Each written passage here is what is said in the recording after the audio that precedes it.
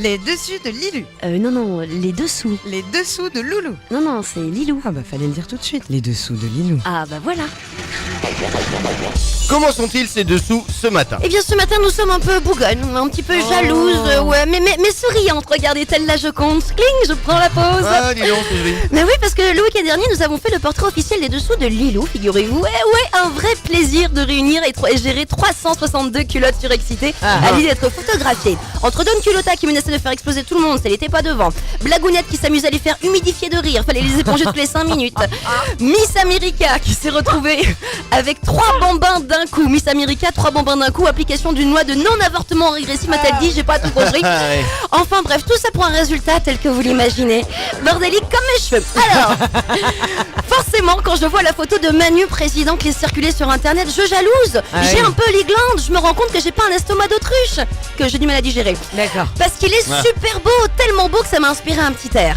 Manu Faucheton et son sourire, la rirette, Manu Faucheton et son sourire, vont nous la mettre profond à sec, vont nous la mettre profond à sec.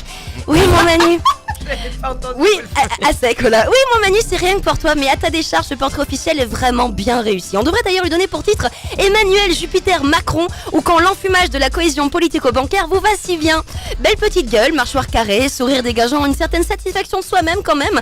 Les drapeaux de France, Europe, les mémoires du général de Gaulle ouverts sur le bureau, le coq encrier, le roche, en gros, c'est beau. C'est super travail de mise en scène, tout est pensé, calculé tel un produit marketing sous une influence tout de même très américaine. Ouais, total. Donc oui Manu, on l'aura compris, un président jeune, dynamique, moderne, désireux de faire ses preuves, accessible mais timide. Tiens, ça me rappelle moi le soir où je me suis fait dépuceler. Macron, c'est le changement. La preuve, il a décidé récemment de ne pas faire son discours lors du traditionnel défilé du 14 juillet. Bon là, jusque-là, il fait ce qu'il veut le Manu, hein, c'est lui le boss, on va pas l'enquiquiner pour ça. Par contre, ce qui est très intéressant, c'est la réponse donnée par l'Elysée sur le pourquoi.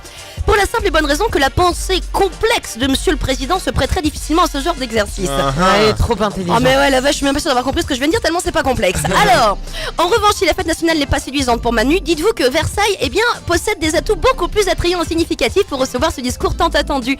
Après l'œil de la pyramide du Louvre, le château du Roi Soleil, que de symboles qui respirent le patriotisme et la démocratie. Et tout ça, eh bien, c'est toi, citoyen, qui va le payer de tes deniers. 72 millions la réception, hein, Pacifique, avec tes impôts. On est content, hein, vive le changement. Bon. En espérant toutefois que les invités du petit peuple auront la capacité d'accéder à la complexité des raisonnements déployés devant eux, ça on ne sait pas. Et puis au cas où on n'aurait vraiment pas compris, il a précisé lors de l'inauguration d'une start-up il y a quelques jours, je cite, « Vous croiserez des gens qui réussissent et d'autres qui ne sont rien ». Alors très honnêtement, je suis la première à vérifier ce genre de choses. Est-ce que la phrase n'est pas sortie de son contexte comme ils aiment le faire? Eh ben non, il a vraiment osé sortir une chose pareille. Donc si on avait encore des doutes sur ce que pense le faucheton de lui-même, je vous assure, il s'aime énormément. Oui, chers auditeurs, c'est ça, la République en marche ou crève. Alors, après tout ça, je me suis dit que finalement, pour la promo de la rentrée Rire et Chanson, pourquoi ne pas partir sur une photo plus épurée, en toute simplicité, faire tomber le masque, moins de fioritures. Et donc j'ai eu une idée. Pour vous les dessous de Lilou, la rirette, pour vous les dessous de Lilou, feront tomber les culottes à poil, feront tomber les culottes à poil. Rire et Chanson.